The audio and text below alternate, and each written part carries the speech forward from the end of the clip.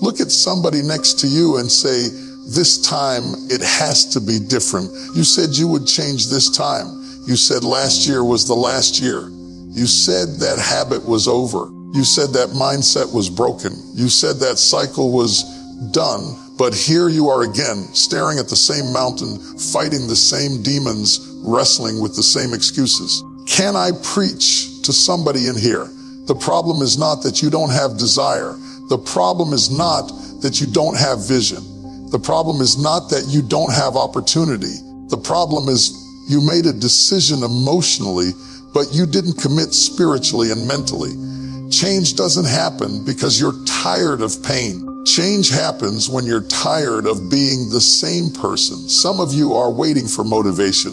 Some of you are waiting for the right time. Some of you are waiting for support. But let me tell you something. If you don't become dangerous to your old self will keep defeating your new dreams. This time can't be talk. This time can't be hype. This time can't be temporary. This time must be transformation. You said you were done. You said you were tired. You said this is the last time. But tears are not transformation. Emotions are not evidence of change. Feeling bad about what you did does not mean you've built the strength to stop doing it. And that's where so many people get stuck. They confuse conviction with commitment. They confuse frustration with discipline. An emotional promise is born in a moment of pain. It sounds powerful. It feels real. In that moment, you mean every word. But emotions are like waves. They rise high, crash hard, and then retreat. And when the wave goes back out, it takes your promise with it. That's why you can cry at night and repeat the same mistake in the morning. That's why you can be motivated on Sunday and distracted by Wednesday, because emotion can ignite you, but it cannot sustain you. Real change is built on structure, not feelings. Discipline is what carries you when motivation disappears. Discipline is what shows up when nobody is clapping, when nobody is watching, when nobody is encouraging you. It is easy to promise change when the pain is fresh. It is hard to keep that promise when comfort returns. And comfort is the silent killer of transformation. You don't need another dramatic moment. You don't need another speech that makes you shout. You don't need another breakdown that makes you swear you'll never go back. What you need is a system that holds you accountable when your emotions calm down, because the same mind that makes a promise in pain will negotiate with temptation in comfort. Emotional promises say, I'll never do this again. Disciplined decisions say, here's what I will do differently tomorrow at 6 a.m. Emotional promises focus on what you're leaving. Discipline focuses on what you're building. One is reactive. The other is intentional. You have to understand something powerful. Pain can open your eyes, but only discipline can change your life. Pain can wake you up, but it cannot carry you forward. There are people who have been waking up for years but never walking forward. They feel bad over and over again, but they never build new habits. They experience regret, but they never develop routines. And without routines, you will always return to what feels familiar. When you rely on emotion, you are unstable. Some days you will feel strong. Some days you will feel weak. Some days you will feel unstoppable. Some days you will feel defeated. If your change depends on how you feel, your progress will be inconsistent. But when your change depends on discipline, you move whether you feel like it or not. You don't rise to the level of your intentions. You fall to the level of your habits. So the question is not how badly you want to change. The question is what daily actions prove you are changing, because talk is loud in the moment, but habits speak over time. If this time is going to be different, it cannot just be emotional. It must be intentional. It must be structured. It must be repeated. You don't need another promise made in tears. You need a promise backed by daily, disciplined action. And when discipline replaces emotion, change stops being temporary and starts becoming who you are. You keep trying to break the habit, but you won't break it until you break the identity behind it, because behavior is only a symptom. The real issue is who you believe you are. As long as you secretly see yourself as the same old person, you will keep producing the same old patterns. You can fight actions all day, But if your self-image remains unchanged, your life will eventually return to match it. Some people say, I'm trying to stop procrastinating, but deep down, they believe they are lazy. Some say, I'm trying to be more confident, but inside, they still see themselves as insecure. Some say, I'm quitting this bad habit, but they still identify as the person who always gives in. And your life will always move in the direction of your identity. You don't act out of who you want to be. You act out of who you believe you are. If you see yourself as undisciplined, you will find evidence to justify that belief. If you see yourself as unlucky, you will interpret every setback as confirmation. If you see yourself as weak, you will surrender faster. Identity is powerful. It filters your decisions. It shapes your reactions. It even determines what you think you deserve. That's why breaking a habit without changing identity feels like a constant battle. You're trying to force new behavior on top of an old self-image. And eventually, the old identity pulls you back like gravity. You can't outperform who you think you are for long. Transformation begins the moment you shift from saying, I'm trying to change, to I am becoming someone different, not pretending, not faking, but deciding, because identity is not just discovered, it is declared and developed. When a person truly sees themselves differently, their standards rise, their tolerance for certain behaviors drops.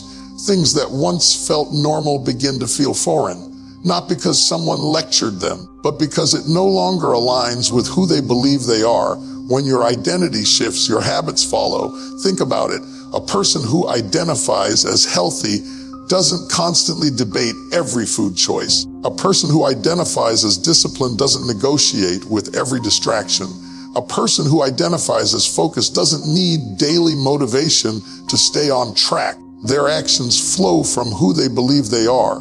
But if you still tell yourself old stories, this is just how I've always been, I can't help it, I'm not built like that, you lock yourself into repetition. Those quiet internal statements are stronger than any public declaration. You can shout about change in front of people and still whisper defeat to yourself in private. You must confront the version of you that keeps sabotaging progress, not with shame, but with awareness. You are not your past patterns. You are not your worst decisions. You are not your repeated mistakes. Those were behaviors, not your identity. And until you separate the two, you will keep confusing what you did with who you are. Real change happens when you stop managing behavior and start rebuilding self-perception. When you begin to see yourself as capable, disciplined, resilient, and worthy of growth, your actions start aligning naturally. The struggle becomes lighter because you're no longer fighting yourself. You're reinforcing who you've chosen to become. Break the identity and the habit loses its foundation. Change who you believe you are, and your life will have no choice but to follow. You don't need another explosive start.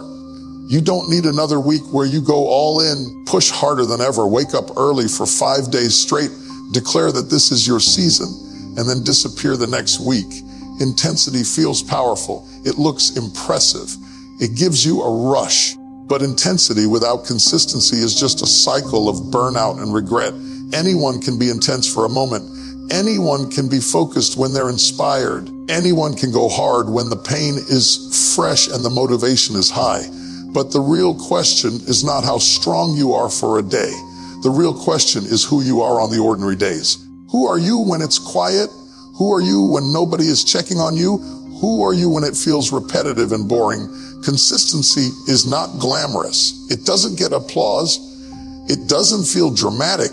It is simple, steady, and sometimes uncomfortable, but it is powerful because small actions repeated daily compound into massive transformation. What you do every day shapes you far more than what you do once in a while. Intensity screams, consistency whispers, and whispers repeated long enough become identity.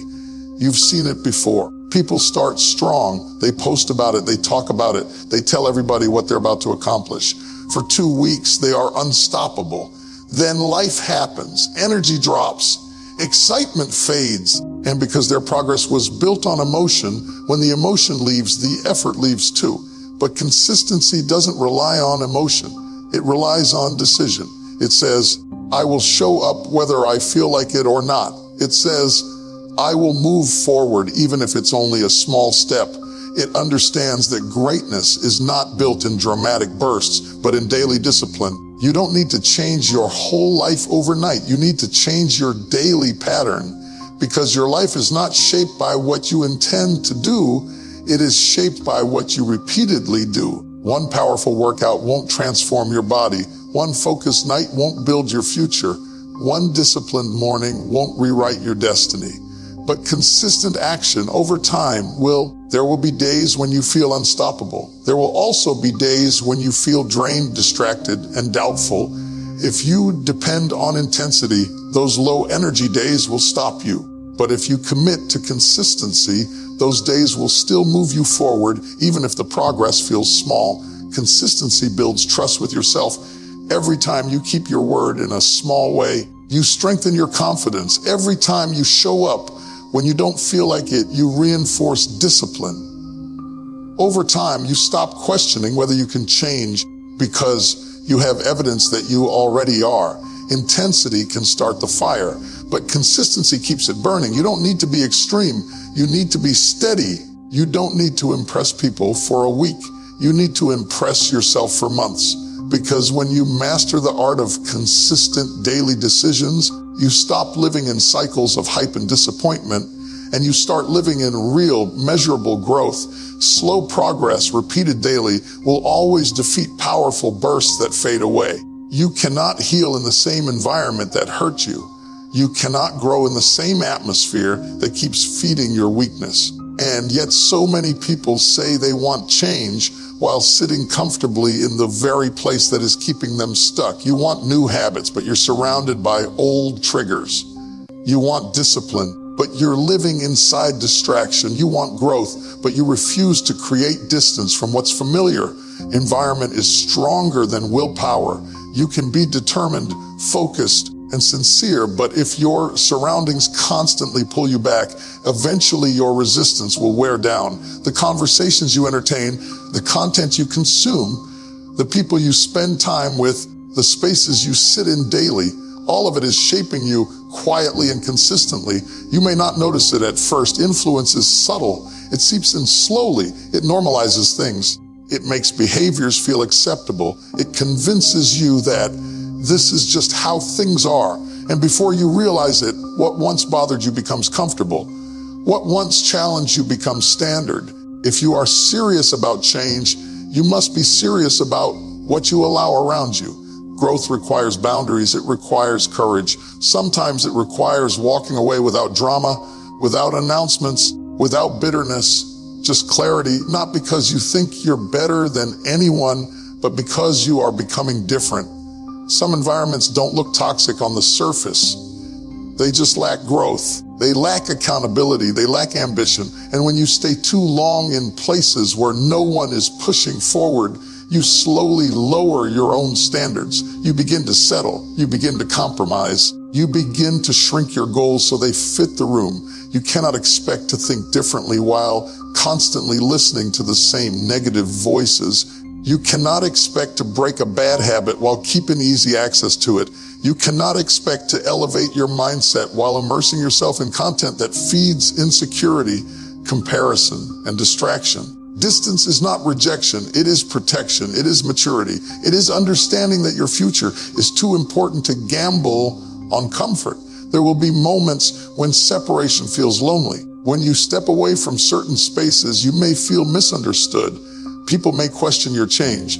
They may even resist it because your growth challenges their comfort. But you must decide whether temporary loneliness is worth permanent stagnation. The right environment fuels discipline. It supports focus. It reinforces who you are becoming. It doesn't mean everything around you must be perfect. It means it must be intentional.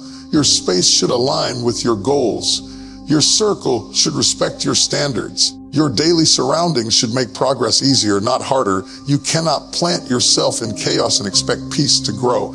You cannot surround yourself with excuses and expect excellence to rise. If you want different results, you must be willing to change the room, the routine, and sometimes the relationships. Your future is shaped not only by what you decide internally, but by what you allow externally. Protect your environment, and your environment will protect your progress. There is a difference between announcing change and actually changing. Talking about what you're about to do feels productive. It gives you a rush. It makes you feel accountable. It earns applause, encouragement, and validation. But sometimes that early validation becomes a substitute for real progress. You feel rewarded before you've done the work. When you constantly announce your plans, you create pressure to look consistent instead of actually being consistent. You start managing perception instead of building discipline. And the moment things get hard, you're not just battling the work, you're battling the embarrassment of not following through publicly. Real transformation is often quiet. It happens behind closed doors. It happens in early mornings when nobody is watching. It happens in small, repetitive decisions that don't look impressive on social media. The strongest growth is built in private long before it is revealed in public. When you move in silence, you remove distractions. You remove the need to explain yourself. You remove the temptation to perform. Your focus shifts from proving something to people to proving something to yourself. And that shift changes everything. There is power in letting your results speak. When you stop broadcasting your goals, you protect your energy. Every time you talk about what you're going to do, you release a little bit of the drive that should have been used to actually do it. Words are powerful, but action is louder. Sometimes we announce change because we want accountability. Sometimes we announce it because we want support. But sometimes, if we are honest, we announce it because we want recognition before we have earned it. And recognition without discipline builds a fragile confidence. It feels good in the moment, but it collapses under pressure. Execution builds real confidence. Every completed task strengthens your belief in yourself. Every quiet victory builds inner stability. You don't need applause when you trust your own consistency. You don't need to convince anyone when your progress is visible. Silence also protects you from doubt. Not everyone will understand your vision. Not everyone will believe in your shift. When you speak too soon, you invite opinions, you invite skepticism, you invite unnecessary noise. But when you build quietly, you give yourself space to grow without interference. There is something powerful about surprising people, about disappearing into discipline and reappearing with results. It shifts the narrative. It commands respect, not because you demanded it, but because you earned it. This does not mean isolation. It means intentional focus. It means allowing your work to mature before you showcase it. It means being so committed to progress that you don't need to constantly talk about it. If this time is truly different, you won't need to announce it. The change will be visible in your habits, your posture, your consistency, your results. And when people ask what happened, you won't have to give a long explanation. Your execution will have already answered the question. Pain is a powerful teacher, but it can either educate you or imprison you. The difference is in how you respond to it. Some people use pain as a reason to stop. Others use it as a reason to rise. The same experience that breaks one person builds another. The same disappointment that causes one to quit becomes fuel for someone else's transformation. You felt it before. The regret, the frustration, the embarrassment of repeating the same mistake, the weight of knowing you could have done better. That pain is uncomfortable. It stings your pride. It challenges your self-image. And the natural instinct is to escape it as quickly as possible, to distract yourself, to numb it, to blame someone else, to make excuses. But what if that discomfort is not your enemy? What if it is your alarm clock? Pain exposes what comfort hides. When everything feels easy, you ignore weaknesses. When everything feels smooth, you overlook patterns. But when something hurts, it demands attention. It forces you to confront what you've been avoiding. It shines a light on habits that no longer serve you. It reveals the cost of staying the same. The mistake is not feeling pain. The mistake is wasting it. When you treat pain as an excuse, it keeps you small. You say, I'm stressed, so I can't focus. I'm hurt, so I can't trust again. I failed, so maybe this just isn't for me. The discomfort becomes justification for retreat. It becomes a story you repeat to explain why you're stuck. But when you treat pain as a reminder, it sharpens you. It reminds you why you promised to change. It reminds you what happens when you don't stay disciplined. It reminds you how heavy regret feels. Instead of running from it, you let it strengthen your resolve. Every time you feel tempted to fall back into old patterns, remember the last time you did. Remember the disappointment. Remember the frustration. Remember how tired you were of starting over. Let that memory push you forward instead of pulling you back. Pain has energy. It carries intensity. If you don't direct it, it will direct you. If you don't use it as fuel, it will use you as its dwelling place. Channel it into action. Channel it into focus. Channel it into growth. Growth is uncomfortable. Discipline is uncomfortable. Change is uncomfortable. But so is staying the same. The question is not whether you will experience discomfort. The question is which discomfort will shape you. Temporary pain from discipline leads to long-term strength. Ongoing pain from avoidance leads to repeated regret. You cannot erase the past. You cannot undo every mistake, but you can decide that the pain you felt will not be meaningless. You can decide that it will mark the moment you stopped making excuses and started making progress. Let pain remind you who you refuse to become again. Let it remind you of the standard you now hold. Let it remind you that every setback carries a lesson. And when you stop treating pain as a prison and start treating it as preparation, it stops weakening you and starts building you. So hear me clearly tonight. This time is not about hype. This time is not about tears. This time is not about another emotional promise you break when life gets uncomfortable. This time is about decision. You've cried before. You've promised before. You've started before, but you didn't become before. And until you become, you will repeat. The old you has had enough chances. The undisciplined you has had enough space. The distracted you has had enough control. Now it's time for the focused you to rise. The disciplined you to speak. The transformed you to take over. Stop negotiating with your potentials. Stop babysitting your excuses. Stop revisiting what God already gave you the power to overcome. If you said you would change this time, then let this be the last time you ever have to say it again. Let your habits testify. Let your discipline preach. Let your consistency prophesy. And when they see you months from now and ask what happened to you, you can look them in the eye and say, I got tired of meeting the same devil at the same level. This time it's not talk. This time it's transformation.